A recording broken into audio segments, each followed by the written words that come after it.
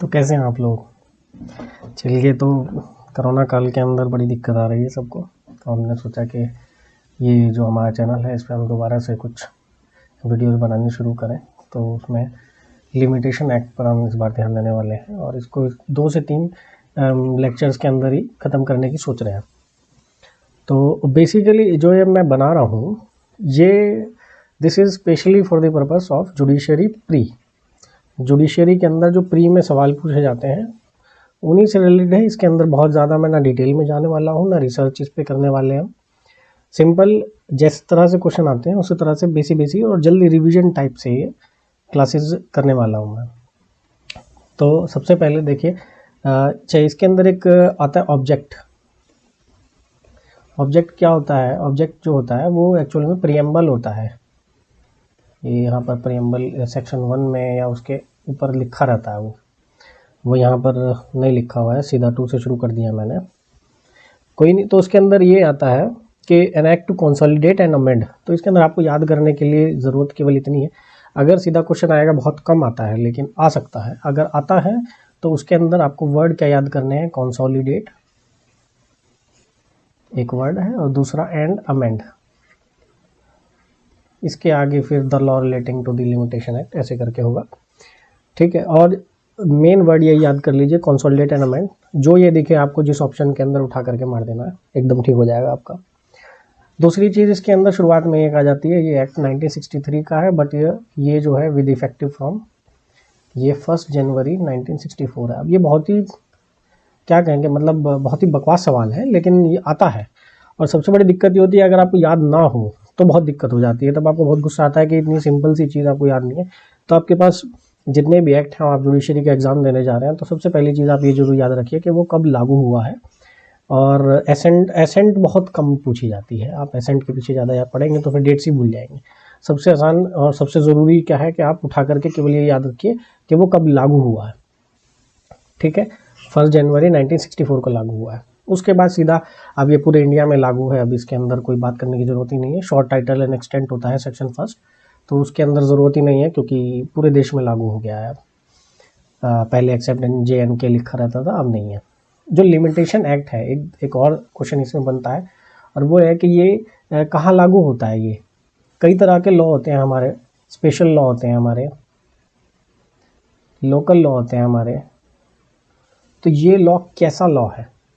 तो ये जो लॉ है लिमिटेशन एक्ट, ये हमारा लेक्स फोराई है, लॉ ऑफ द फोरम, ठीक है। यानी कि जो भी जिस भी कोर्ट में रहेगा, ये जहाँ पर भी केस फाइल किया जाएगा, तो उस जगह की जुरिडिक्शन के हिसाब से ये लिमिटेशन एक्ट होता है, ठीक है। तो इसको अगर सीधा क्वेश्चन आता है तो वहाँ पर आपको उठा करके लेक्स फोराई आपको ढूंढना है और कर देना है।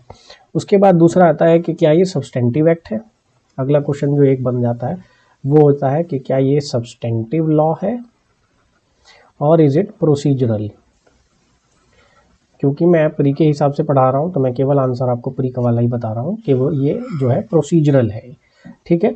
लेकिन अगर आप मेंस में जाते हैं तो उसके अंदर आप इसको थोड़ा सा लिखेंगे कि it is a procedural law but have some provisions, वो सेक्शन 25-27 तक है ना, वो थोड़े सब्सटेंटिव नेचर के हैं, ठीक है। तो बट इस चीज़ को छोड़ दीजिए, आप केवल इतना ही याद रखिए, बेकार दिमाग में कन्फ्यूजन करने की कोई आवश्यकता नहीं है। ये लॉ प्रोसीजरल लॉ है, ठीक है। उसके बाद आते हैं अगला डेफिनेशन पार्ट पे कि डेफिनेशन क्या है। तो डेफिनेशन के अंदर सबसे पहला है एप्लीकेंट। एप्लीकेंट क्या होता है? अब देखिए, मैं लॉ स्टूडेंट के लिए नहीं है, ये बेसिकली ये जुडिशियल एस्पायरेंट्स के लिए ही है, तो इतनी जानकारी होती है, लॉ पढ़े हुए होते हैं, तो मैं इसमें बहुत ज़्यादा डिस्कस नहीं करना चाह रहा हूँ, ठीक है। तो एप्लीकेंट क्या होता है? इसके अंदर पेटिशनर आता है, और पेटिशनर कौन होता है? जो पेटिशन फाइल करता है, वो फाइल्स द पेटिशन। उसके बाद any person from or through whom derive the right to apply. जिस व्यक्ति से डिराइव किया है राइट टू अप्लाई, मान लीजिए अगर कोई मैनेजर है तो उसने जो उसका मालिक है उससे डिराइव किया है अपना राइट टू अप्लाई। तो मान लीजिए अगर मैनेजर सूट फाइल करता है, तो जो मालिक है, ओनर है, वो ऑफकोर्स उसके अंदर पेटिशनर एप्लीकेंट बन ही जाता है, ठीक है। उसके बाद ये हो गया आपका मैनेजर हो गया। लैंडलॉर्ड होता है आपका। देखिए, landlord and owner are 2 different titles, इसको कंफ्यूज नहीं करना है। Owner and landlord are 2 different title. कई बार कंफ्यूज हो जाते हैं हम इसको लेकर के, ऐसा नहीं होता है, इसको बहुत डिटेल में मैं अभी नहीं बता रहा हूँ। उसके बाद आते हैं any person whose estate is represented by the applicant as executor, administrator or other representative. अगर कोई व्यक्ति रिप्रेजेंटेटिव बन करके या फिर एग्जीक्यूटर या एडमिनिस्ट्रेटर है तो भी अगर वो करता है तो उसको एप्लीकेंट कहेंगे हम, ठीक है, उसको भी एप्लीकेंट कहेंगे। आ जाते हैं एप्लीकेशन पर।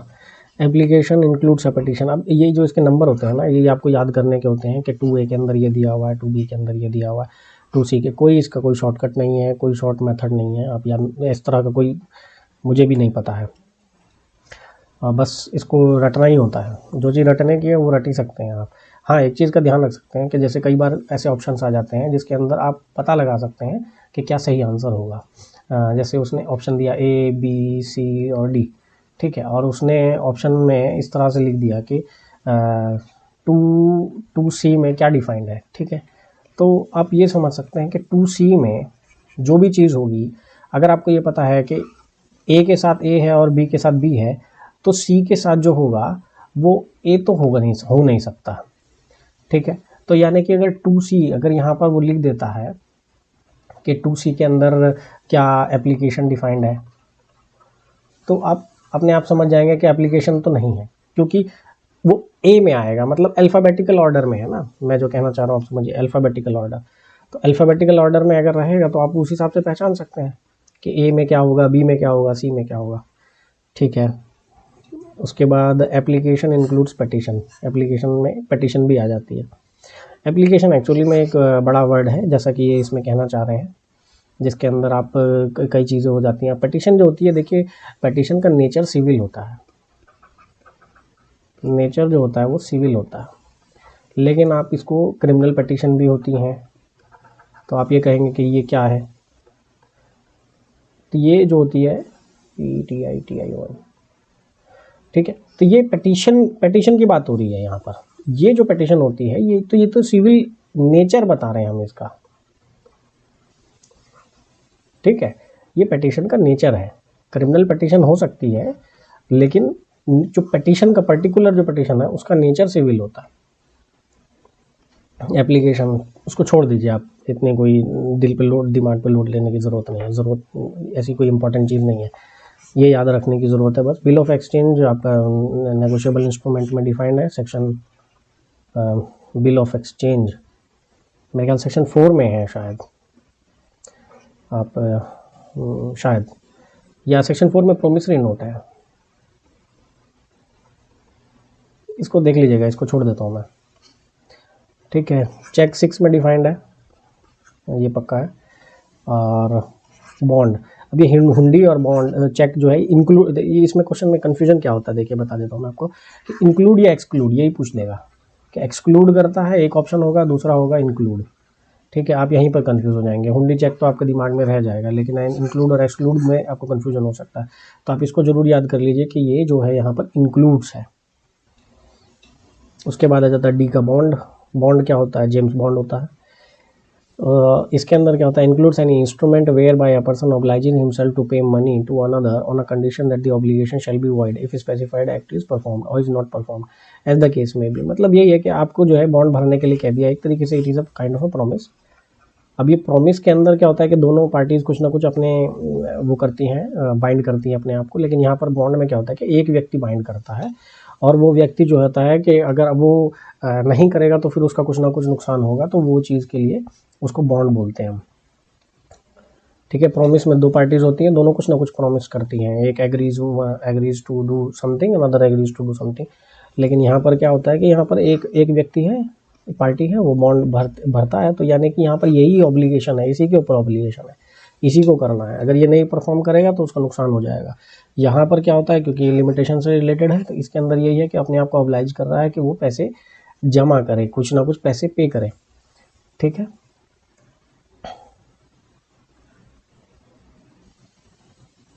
आ जाते हैं आगे, डिफेंडेंट क्या होता है।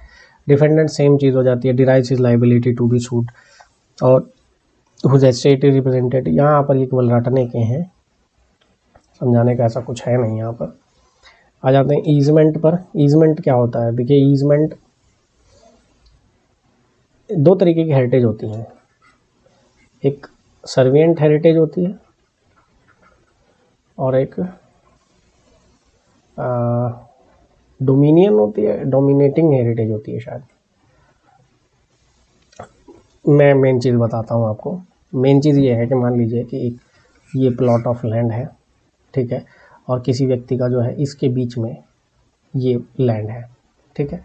अब this is owned by X and this is owned by Y, ठीक है। अब ये तो वाई ने तो घेरा हुआ है इसको कहीं रास्ता मिल ही नहीं रहा है।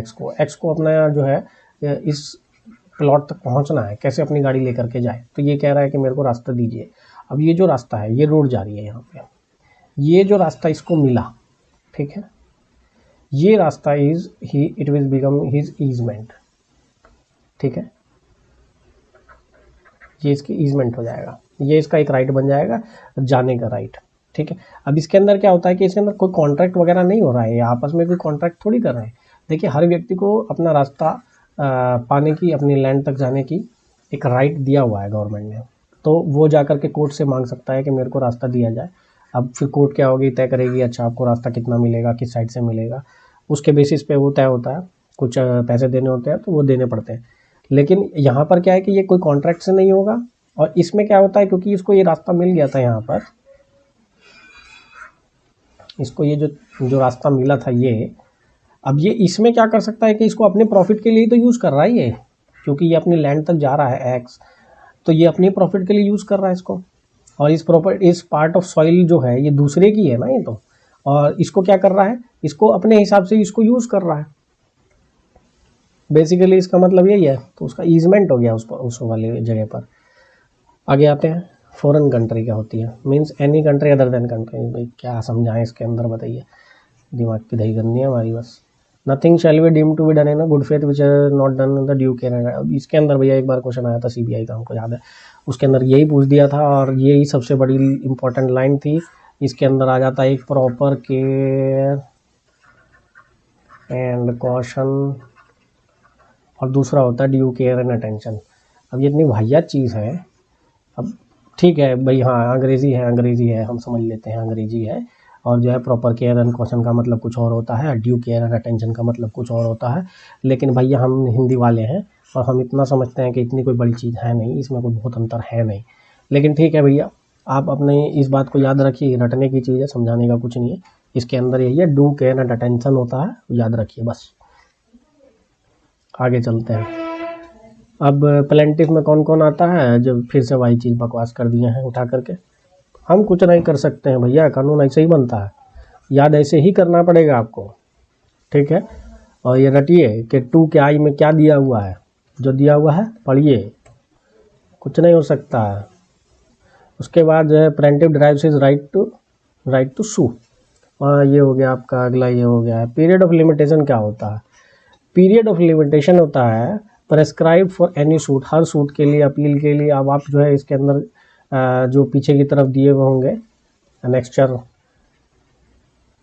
है, या क्या है वो, 2 शेड्यूल जो दिए हुए हैं, तो उस शेड्यूल के अंदर आप देखेंगे, उसके अंदर साफ साफ लिखा हुआ है कि भैया अगर ये सूट फाइल करना है, टॉर्ट के लिए करना है तो इतना टाइम पीरियड है, कॉन्ट्रैक्ट के लिए करना है, ब्रीच ऑफ कॉन्ट्रैक्ट के लिए तो इतना टाइम पीरियड है, सबका एक एक टाइम पीरियड दिया हुआ है। वो पढ़ लीजिए, वो याद कर लीजिए। हाँ, उसके अंदर ज़रूर पूछता है 68 69 ज़रूर पूछ लेता है, आर्टिकल टॉर्ट का पूछ लेता है, कॉन्ट्रैक्ट का पूछ लेता है, ये सारी चीज़ें पूछ लेता है। तो उसके अंदर याद कर लीजिएगा कि कितना कितना है, किसी का 1 साल है, किसी का 3 साल है। मेरे ख्याल से टॉर्ट का 1 साल है, और कॉन्ट्रैक्ट का, टॉर्ट में लीबल और डिफॉर्मेशन का, लीबल वगैरह का, ये सब का 1 साल है, लीबल स्लैंडर, ठीक है, इसका 1 साल है। और आपका क्या बोलते हैं, कॉन्ट्रैक्ट का शायद 3 साल है। एक बार कंफर्म कर लीजिएगा आप। उसके बाद पीरियड ऑफ लिमिटेशन हो गया आपका, ये सूट के लिए, अपील के लिए, ये सब दिया हुआ है, शेड्यूल में दिया हुआ है। प्रेस्क्राइब पीरियड क्या होता है, period computing in accordance with, अभी 2 चीज़ें हो गई, एक तो पीरियड ऑफ लिमिटेशन हो गया आपका, ठीक है, ये तो डिफाइन कर दिया लिमिटेशन एक्ट ने, ये ना कम होता है ना बढ़ता है। पीरियड ऑफ लिमिटेशन जो दिया हुआ है लिमिटेशन एक्ट में वही रहेगा, आप उसमें कुछ नहीं कर सकते हैं, कोर्ट उसमें कुछ नहीं कर सकती है, ना उसे घटा सकती है ना बढ़ा सकती है। दोनों पार्टी मिल करके पीरियड ऑफ लिमिटेशन को ना घटा सकते हैं ना बढ़ा सकते हैं, उनमें कोई ना पार्टियों का जोर चलता है ना कोर्ट का जोर चलता है। वो दिया हुआ है पहले से ही, वो वही रहता है। लेकिन ये प्रेस्क्राइब पीरियड क्या होता है, प्रेस्क्राइब पीरियड क्या होता है, हम कैलकुलेट करते हैं जिस दिन हमारा कॉज ऑफ एक्शन अराइज हुआ उस दिन को हम एक्सक्लूड कर देंगे। जिस दिन जो है मान लीजिए हम कोर्ट में लड़ रहे थे लेकिन पता चला बाद में कि अरे भैया इसके पास तो जुरिडिक्शन है नहीं है, तो क्या कीजिएगा, जब जुरिडिक्शन नहीं है तो फिर क्या कीजिएगा, तो फिर आप जाकर के सही वाली कोर्ट में लड़िएगा। जब लड़िएगा तो फिर ठीक है। तो ये वाला जो टाइम पीरियड था जब आप जो है यहाँ पर कॉज ऑफ एक्शन अराइज हुआ, आपने यहाँ सूट फाइल किया और ये जो है यहाँ पर लड़े, ठीक है, यहाँ आपका टाइम पीरियड पूरा हो रहा था, पीरियड ऑफ लिमिटेशन जो था आपका इतना ही था, ठीक है। अब ये तो आपका तो गया टाइम, फिर लो क्या कीजिएगा, तो फिर ये वाला जो टाइम है ना आपका, कोई ये इधर आपको इतना ही टाइम मिल जाएगा, ठीक है। उसमें क्या देखेगा, वो देखेगा आपका गुड फेथ है कि नहीं। अभी गुड फेथ में बताए थे क्या वर्ड था, ड्यू केयर एंड अटेंशन, यही पूछता है बाबू। एक नंबर जा चुका है हमारा, हमको पता है, याद रखना जरूरी है, ठीक है। Prescribed period computed in accordance to the provisions of this act, इसको कंप्यूट किया जाता है। अब ये प्रेस्क्राइब्ड पीरियड क्या हुआ, जो हमने जो ये पूरा जो पीरियड हुआ था, यानी कि यहाँ कॉज ऑफ एक्शन फाइल हुआ था, यहाँ सूट फाइल हुआ था, कॉज ऑफ एक्शन अराइज हुआ था, यहाँ सूट फाइल हुआ था, यहाँ पर ये फालतू के बकवास में लड़ रहे थे जबकि कोर्ट के पास जुरिडिक्शन नहीं था। फिर हमको यहाँ पर ये वाला टाइम पीरियड एक्सटेंड हो गया और हमको यही सेम जितना टाइम पीरियड था, मान लीजिए ये था 3 साल, तो हमको 3 साल फिर इधर मिल गए 3 साल। तो अब ये आप प्रेस्क्राइब पीरियड आप टोटल देखिएगा तो ये इतना हो जाएगा, ठीक है। पीरियड ऑफ लिमिटेशन तो यहीं तक था, ठीक है, लेकिन प्रेस्क्राइब पीरियड तो अब इतना हो गया ना, क्योंकि हम इसको कैलकुलेट किए। कैलकुलेट मैथमेटिक्स में पढ़ना पड़ता है, नहीं पूछता है, डरिए नहीं, इतना तो पता ही होगा आपको। चलिए आगे बढ़ते हैं। प्रोमिसरी नोट क्या है? Promissory note means any instrument where, नाम बिहार से नहीं है। Promissory note means any instrument whereby a maker engages absolutely to pay a specified sum of money to another at a time where there in demand and sight वगैरह, जहाँ मिलिए पटक के पैसा ले लेंगे, ठीक है। ऑन डिमांड, डिमांड किए हम, भैया लाओ पैसा लाओ। एक्स ने वाई से पैसे लिए थे 1 लाख, पैसे लिए थे 1 लाख एक्स ने वाई से, और एक्स ने क्या किया, एक प्रोमिसरी नोट एग्जीक्यूट किया। एग्जीक्यूट, प्रोमिसरी नोट एग्जीक्यूट करने का पूरा तरीका होता है कि मैं धारक को इतने रुपये देने की वो करता हूँ, मतलब आई विल पे फलाना डिकाना अमाउंट या आई ओ फलाना डिकाना अमाउंट। जैसे यहाँ पर हमने 1 लाख दिया हुआ तो 1 लाख रुपये, I owe 1 lakh rupees and I will pay on this specified date. तो ये इस तरह से लिख करके दे देता है कि वाई को देंगे हम, ठीक है। अब उसके अंदर जैसे ही, और अब 2 चीज़ हो सकती हैं उसके अंदर ये हो सकता है कि डेट दी हुई है, उसके अंदर डेट मेंशन है, और ये भी हो सकता है कि ऑन डिमांड है या एट साइट है। ऑन डिमांड मतलब कि जब भी वाई मांग लेगा, जब भी वाई मांग लेगा, जैसे ही उसने मांगा लाई भैया पैसा लाइए, बहुत दिन हो गया आपके पास, बहुत मजे उड़ा लिए, लाइए, ठीक है, तो ऑन डिमांड हो गया। एट साइट मतलब अरे जहाँ दिखे पटक के लाई, पैसा कहाँ है अभी दीजिए, तो ये हो जाता है एट साइट, देखते ही, ठीक है। तो यहाँ पर टाइम लिमिटेड है, पहले टाइम बता दिए कि भैया इस डेट को देंगे। एक दूसरा ऑन डिमांड, जहाँ पर कि उसने कहा कि भैया आप पैसा बहुत दिन हो गया है दे दीजिए, वाई ने कहा दे दीजिए। साइट, जहाँ दिखे बाबू, एकदम वसूली भाई की तरह आएंगे, वसूली अल्लाह पैसा लाइए, ठीक है। उसके बाद suit does not include an appeal और एप्लीकेशन। सूट में ना तो अपील आती है ना एप्लीकेशन आती है। अब देखिए ये लिमिटेशन एक्ट के लिए समझ लीजिए कि ये लिमिटेशन एक्ट में ही होता है कि सूट में ना अपील आती है ना एप्लीकेशन आता है। तो ये for the purpose of limitation act, otherwise appeal is a continuation of suit, ठीक है। आगे बढ़ते हैं, ठीक है। तो ये अगला जो आपका ये है टॉर्ट। टॉर्ट का मतलब होता है civil wrong which is not exclusively a breach of contract or a breach of trust.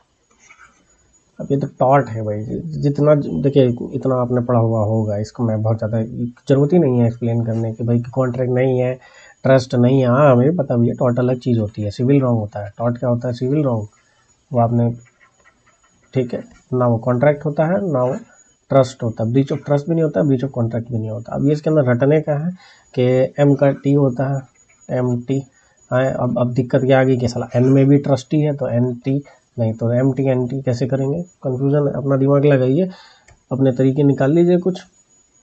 उसके बाद है ट्रस्टी डज नॉट इंक्लूड बेनामीदार, बेनामीदार नहीं आता है, ठीक है। या मॉर्गेजी, क्या क्या चीज़ हो गई, एक बेनामीदार नहीं आता, दूसरा mortgagee remaining in possession after the mortgage has been satisfied, ठीक है। यानी कि अब ये बेनामीदार, पहले बेनामीदार समझा देते हैं, ट्रस्टी में बेनामीदार नहीं आता, बेनामीदार ही कंफ्यूज करेगा आपको, ये तो समझ जाएंगे आप, ठीक है। बेनामीदार कौन होता है, जैसे मान लीजिए एक्स है, ये गवर्नमेंट सर्वेंट है, ठीक है, और वाई जो है इनके सर्वेंट है, ये गवर्नमेंट के सर्वेंट हैं, और ये जो है एक्स जो है, और ये वाई जो है ये एक्स के सर्वेंट है, ठीक है। अब ये जो गवर्नमेंट सर्वेंट है, ये भैया सरकारी नौकर हैं, बढ़िया कमाई किए हैं ऊपर से नीचे से दाएं बाएं से, ठीक है। और इन्होंने क्या करा, एक घर खरीद लिया, और घर खरीद करके जो है अब ये अगर अपने नाम पे लिखेंगे तो क्या होगा, फिर तो आएगी कौन, इनकम टैक्स, रेड कर देगी, रेड कर देगी, सब उठा के ले जाएगी, सब उठा के ले जाएगी। तो ये भैया बचने के लिए क्या किए कि ना ऐसा करते हैं, नाम कर देते हैं इसके वाई के, तो ये क्या हुआ, वाई के नाम पर के लिखवा दिए, ठीक है। अब ये घर किसके नाम पे लिखा गया, वाई के, तो यहाँ बेनामीदार कौन हुआ, वाई, वाई इज बेनामीदार, ठीक है। तो ट्रस्टी यानी कि this benamidar Y, Y is not a trustee, he is not a trustee, ठीक है। Benamidar is not a trustee, Y is not a trustee. उसके बाद आते हैं अगला, ये mortgagee remaining position after the mortgage has been satisfied. अभी मॉर्गेज था, मॉर्गेज एक लैंड था, मॉर्गेज किया हुआ था एक्स ने, X is a mortgagor. Confusion अगर होता है कि मॉर्गेजर और मॉर्गेजी में, तो ये फंडा है, हमेशा याद रख लीजिए कि देखिए जर जहाँ पर भी और आ जाए उससे जा रहा है, और जिसके पास ई आ जाए, ई कैसे, ई, ठीक है, उसके पास आ रहा है, ठीक है। अब ये अर वाला जितना भी है, लेसर, LESSOR, जा रहा है, इनके पास से क्या है, प्रॉपर्टी जो है वो जा रही है, ठीक है, पोजेशन इज गोइंग। और किसके पास आ रही है, लेसी के पास आ रही है, तो ई वाले के पास आ रही है, हर जगह, बेलर, बेली, ठीक है। तो अर के पास से जा रही है, ई के पास आ रही है, प्रॉपर्टी की बात है ये, कि प्रॉपर्टी जो भी है वो अर से जाती है और ई पे आती है, ठीक है। ये इतना समझने के लिए बढ़िया चीज़ है, ठीक है। तो मॉर्गेजी जो था ये, अब मॉर्गेजी जिसने कि पैसे दिए थे, ठीक है, मॉर्गेजर एक्स था, इसने 1 लाख रुपए का लोन लिया, और इसने अपना घर किराए पे, मतलब जो घर जो था वो गिरवी रख दिया वाई को, वाई इज मॉर्गेजी, ये ई है, ठीक है। तो अब ये वाई जो थे, मान लीजिए इट इज एन यूसुफ्रक्चुअरी मॉर्गेज, अगर यूसुफ्रक्चुअरी बोलने की आपकी आदत है तो आप यूसुफ्रक्चुअरी बोल दीजिए, FRUCTUARY, अंग्रेजी स्पेलिंग जो भी हो, ठीक है। ये अगर आपको यूसुफ्रक्चुअरी बोलना है यूसुफ्रक्चुअरी बोलिए, ऊशू बोलना तो ऊशू बोलिए, ऐशो बोलना ऐशो बोलिए, कोई फर्क नहीं पड़ता, ठीक। उसके बाद जो है ये यूसुफ्रक्चुअरी मॉर्गेज जो है ये क्या हुआ था, अब इससे तो पोजीशन ट्रांसफ़र हो जाती है, यूसुफ्रक्चुअरी मॉर्गेज में क्या होता है, पोजीशन ट्रांसफ़र हो जाती है। तो ये जो वाई था, वाई के पास पोजीशन आ गई थी, अब जब ये पोजीशन आ गई तो ये इसमें रह रहा था, किराया विसाया वसूल रहा था अपना बढ़िया, ठीक है। लेकिन अब ये जो एक्स था इसने 1 लाख रुपए वापस कर दिए, इनके लीजिए सूद के साथ, इंटरेस्ट विद इंटरेस्ट, और आप मेरा घर खाली कीजिए। तो यहाँ पर ये व्यक्ति जो है, वाई जो है, ही ऑलरेडी हैज़ सेटिस्फाई हो चुका है, जो था मॉर्गेज जो था वो सेटिस्फाई हो चुका है, लेकिन ये फिर भी इस घर का पोजीशन लिए हुआ है, तो इसका मतलब ये है कि नहीं है कि ही बिकम्स अ ट्रस्टी। उसके बाद अगला जाता है person in lawful position without a title, he does not have a title to the property. कोई ज़बरदस्ती घर में घुस जाएगा, तुम्हारे घर में घुस गया तो क्या वो ट्रस्टी बन जाएगा, बात खत्म। आगे बढ़ते हैं, बार ऑफ लिमिटेशन, लिमिटेशन की बार, जल्दी जल्दी करना पड़ेगा, बहुत टाइम लग रहा है ना, वीडियो लंबी हो जाएगी, देखिएगा नहीं, बहुत मारेंगे अगर देखोगे नहीं तो। अपने देखना है, 4 बार देखना है, और अपने दोस्त को भी दिखाना है, हाँ, इसे बैठ करके 1 घंटा 4-5 घंटे लगते हैं एक वीडियो बनाने में, देखा करो यार, चला के छोड़ दिया करो यार, एक आध व्यू आ जाए हमारा, और क्या, भला हो जाए हमारे गरीब आदमी का यार। Section 4 to 24 inclusive, every suit instituted appeal, क्या है ये, बार ऑफ लिमिटेशन है एक। अब ये क्या है भैया, इसके अंदर बहुत क्या समझाएं, सीधा चीज़ है कि बार ऑफ लिमिटेशन कौन करता है, बर्डन ऑफ प्रूफ किसके ऊपर होता है, ठीक है, ऐसे डिफेंडेंट पे होता है, वैसे तो डिफेंडेंट पे होता है, लेकिन आप इतना समझ लीजिए कि अगर नहीं भी उठाता है ना इस मैटर को, तब भी कोई फ़र्क नहीं पड़ता है, क्योंकि लिमिटेशन जो होता है it goes to the root of the suit, मतलब कि ख़त्म ही हो जाएगा भैया। अगर आपने ये चीज़ नहीं भी उठाई लेकिन वो out of the limitation period था और वो सूट था, मान लीजिए यहाँ कॉज ऑफ एक्शन अराइज हुआ, ठीक है, और इस डेट पर ये यहाँ तक चलने वाला था, ठीक है। अब ये बंदा जो है ये इस डेट में सूट फाइल करता है। अब ये तो आउट ऑफ हो गया ना, out of period of limitation हो गया, ये तो बाहर हो गया ये, तो सूट क्या हो जाएगा, यहाँ डिसमिस होना चाहिए। अगर ये डिफेंडेंट नहीं भी उठाता है तब भी कोर्ट को देखना पड़ेगा कि whether it is with in the limitation period और नॉट। ये कोर्ट के ऊपर डाल दी गई है। कैसे पता चलता है हमको, यहाँ शैल दिखेगा, ढूंढिए कहाँ है शैल, शैल, ये रहा, शैल भी डिसमिस्ड, मिल गया ना। तो ये जो शैल है ये इससे ये बताता है कि ये कोर्ट के ऊपर भी बर्डन है एक तरह से, ठीक है, लेकिन डिफेंडेंट पे है भैया, ठीक है। लेकिन आप इतना समझ लीजिए कि कोर्ट को भी ये देखना होगा कि ये जो सूट है विद इन द लिमिटेशन है या नहीं है, ठीक है। भले ही अब यहाँ पे कह भी रहा है कि भले चाहे डिफेंस ने उठाया हो ना उठाया हो। उसके बाद आते हैं for the purpose of this act a suit is instituted in ordinary case where the plaintiff is presented to the proper officer in case of the pauper when application to leave to sue the pauper is made. अब ये suit कब institute माना जाएगा, कब माना जाएगा कि जब भी प्रॉपर ऑफिसर को आपने कर दिया है। मान लीजिए आप गए, विंडो पे गए जहाँ पर फाइलिंग की विंडो होती है और वहाँ पे आपने देखा, कह रहे हो उन्होंने तब तो ले लिया कि अच्छा ठीक है, ऊपर से ठीक लग रहा है, बहुत सारे वकील आए हुए थे, उन्होंने कहा लाइए, ठीक है। लेकिन पता चलता है कि डेफिशिएंट थी, कोर्ट फीस नहीं थी, ठीक है, या कुछ और दिक्कत आ जाती है, तो ये जो है तो यहाँ पर इंस्टीट्यूट तो हुआ नहीं एक तरीके से। अब ये प्रॉपर ऑफिसर को दिया जाना जरूरी है, मेन चीज़ यही है यहाँ पर। अगली आगे बढ़ जाते हैं हम। पॉपर क्या है, pauper where he when his application for the leave to sue the pauper is made. Pauper जब उसने एप्लीकेशन करी, एक व्यक्ति था, कॉज ऑफ एक्शन अराइज हुआ, उसके बाद जो है ये लिमिटेशन पीरियड है इतना लंबा यहाँ तक मान लीजिए, ठीक है। अब ये जो है यहाँ पर सूट फाइल करता है। अब ये सूट फाइल करने की बजाय क्या करता है, क्योंकि ये बेचारा गरीब आदमी है, बहुत गरीब है, तो ये पॉपर है, ठीक है, या इंडिजेंट भी कह सकते हैं। तो ये क्या करता है, ये सूट फाइल करता है,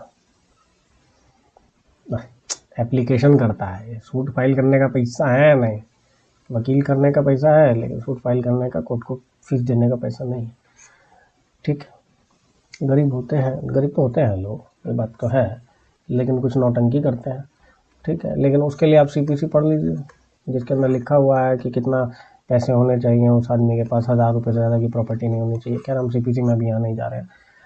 तो वो व्यक्ति जो है सूट फाइल करने के लिए सबसे पहले क्या करेगा, एक एप्लीकेशन लगाएगा, ठीक है। अब ये जो एप्लीकेशन लगाएगा, अब ये एप्लीकेशन जो होगी इस पर सुनवाई होगी, इसमें डिफेंडेंट को भी मौका मिलेगा कि नहीं इतना गरीब नहीं है साहब, देखिए वकील रखा हुआ है महेश जेठमलानी, इतना बड़ा वकील रखे हुए गरीब आदमी है, बेवकूफ़ बना रहा कोर्ट को, ठीक है, तो कोर्ट फीस लीजिए साहब इससे, हाँ, तो ऐसा बोल सकता है डिफेंडेंट। तो यहाँ पर पूरा वो चलता है, डिफेंडेंट को भी मौका मिलता है अपीयर होने का और वो करने का। अब देखिए एप्लीकेशन है, एप्लीकेशन में एप्लीकेंट एंड रेस्पोंडेंट होता है,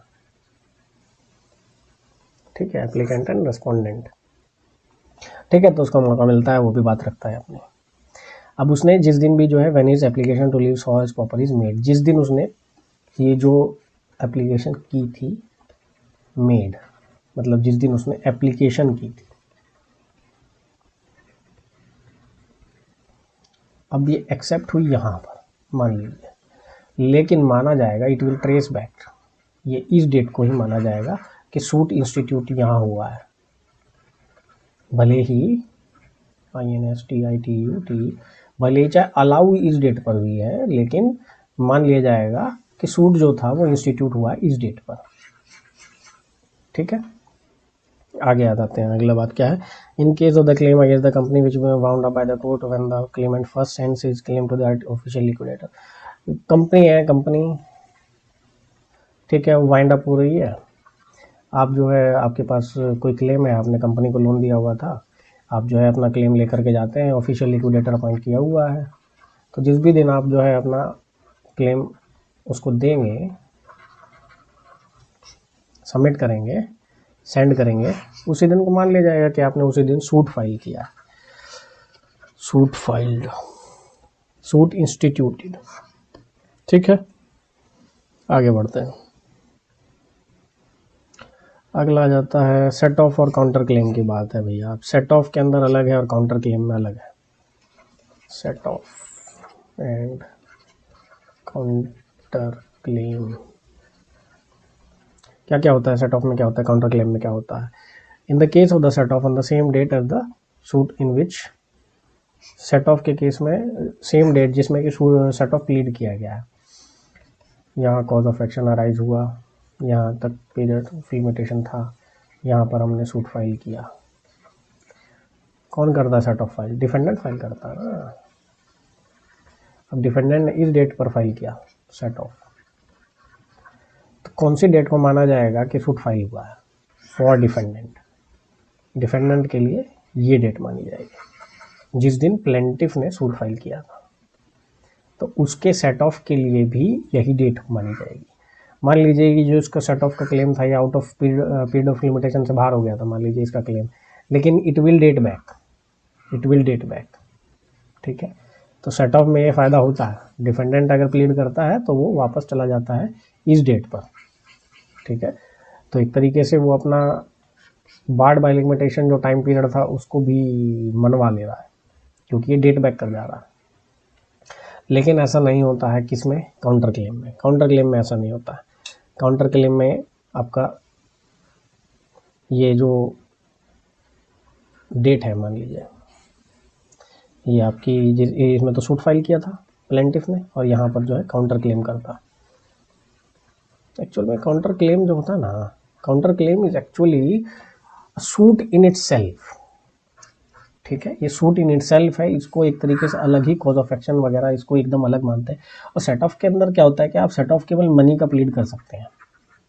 ठीक है, आपका जैसे मान लीजिए एक्स है और एक्स का कुछ मनी ड्यू था वाई के ऊपर, एक्स ने वाई को 1,00,000 रुपए का लोन दिया, वाई कहता है कि अरे मेरे भी तो 50,000 बाकी हैं, तो सेट ऑफ क्लेम करने का मतलब ये होगा कि अब एक्स केवल और केवल 50,000 रुपये ही वसूल सकता है फ्रॉम वाई। ठीक है, तो सेट ऑफ ये होता है। लेकिन काउंटर क्लेम के अंदर ये भी हो सकता है कि जैसे एक्स है और ये वाई है, एक्स ने 1,00,000 रुपये दिए वाई को, और जो है वाई क्या करता है, वो कहता है कि अरे तुमने मेरे को गाली दी थी, डिफॉर्मेशन का केस करेंगे, जीत जाएंगे, तो जो है अब जो डिफॉर्मेशन में पैसा मिलेगा वो उधर में लगा देना। तो इसको क्या बोलेंगे? This is called as counter claim, because he has a cause of action. अब कॉज ऑफ एक्शन ज़रूरी नहीं है कि उसके पास पैसे का ही हो, उसके पास किसी भी तरीके का कॉज ऑफ एक्शन हो सकता है, तो वो उसी सूट में भी फाइल कर सकता है। काउंटर क्लेम सेम सूट में किया जा सकता है, भले ही चाहे ये इसने मनी सूट फाइल किया था, लेकिन वाई जो हो सकता है ये काउंटर क्लेम के अंदर कुछ भी क्लेम उठा सकता है अपना, जो भी इसके पास कॉज ऑफ एक्शन है वो चीज़, इसी वजह से इसको काउंटर क्लेम बोलते हैं। एक तरीके से ये सेपरेट टाइप का सूट ही होता है, लेकिन उसी सूट में क्योंकि पार्टी सेम है तो इसी वजह से इसको मान लिया जाता है। और फिर मान लीजिए इसको डिफॉर्मेशन के केस के अंदर मिल जाते हैं 10,000 रुपये, तो एक तरीके से 1,00,000 में से 10,000 रुपये कम हो गए ना, 90,000 रुपये रह गए अब, तो ये हो जाता है। तो ये काउंटर क्लेम क्या होता है? जिस दिन आपने किया उसी दिन माना जाएगा कि आपने फाइल किया है, सूट इंस्टीट्यूट उसी दिन माना जाएगा। अच्छा, अब आ जाते हैं an application to notice of motion, फालतू है ये। उसके बाद आ जाते हैं prescribe period, court is closed वगैरह वगैरह। सूट अपील एप्लीकेशन वगैरह आपने की थी, मान लीजिए ये आपका कॉज ऑफ एक्शन अराइज हुआ और जो है ये पूरा टाइम पीरियड है, और इसमें आपने यहाँ सूट फाइल किया। जब आपने यहाँ पर सूट फाइल किया तो नहीं, आप गए यहाँ कोर्ट, सूट फाइल नहीं किया आपने अभी, आप यहाँ गए कोर्ट और आपने कोर्ट में जाकर के देखा कि अरे यार तो कोर्ट तो बंद पड़ी है यार। अब यहाँ तो कोई दिक्कत नहीं होगी क्योंकि आपके पास ये टाइम पीरियड है। मान लीजिए अगर ऐसी सिचुएशन हो जाती है जहाँ पर आपके पास कॉज ऑफ एक्शन यहाँ अराइज हुआ और आपकी जो थी टाइम पीरियड यहीं ख़त्म था, और इसी दिन मान लीजिए ये 1 जनवरी है और आप जाते हैं कोर्ट और यही इसी दिन ख़त्म ही हो रहा था पूरा टाइम पीरियड, आपका period of limitation was getting over on 1st January and you went to court on 1st January and you find out that the court is closed। ठीक है, तो आपको ये जो 1 दिन है ना, क्योंकि कोर्ट बंद थी तो आपको 1 दिन एक्स्ट्रा मिल जाएगा यहाँ पर, आप 2 जनवरी को भी फाइल कर सकते हैं, ये एक्सक्लूड हो जाएगा। अब मान लीजिए ऐसा सिचुएशन हो जाती है कोर्ट के अंदर, क्या होती है, अगर किसी एडवोकेट की डेथ हो जाती है, ठीक है, या कोई ऐसी अनफोर्सिएबल सर्कमस्टेंसेस आ जाते हैं, तो क्या होता है, कई बार क्या होता है कि कोर्ट क्लोज कर देते हैं कि आज जो है भाई इतना जितना सेशन चला उतना चला, आज बाकी पूरे दिन जैसे मान लीजिए 12 बजे तक में कोई न्यूज़ आई, ऐसी खबर आ गई कुछ, ठीक है, तो कोर्ट बड़ा मज़ा आता है एडवोकेट्स को कोर्ट को क्लोज कराने में। तो ऐसा होता रहता है, ऐसी कोई अजीब अच्छी अचंभे वाली चीज़ नहीं है, ठीक है। तो कोर्ट क्लोज हो जाती है, तो अब ये 10 से 12 बजे चली, लेकिन जो ये चलनी थी 5 बजे तक, अब ये टाइम तो चली ही नहीं ना।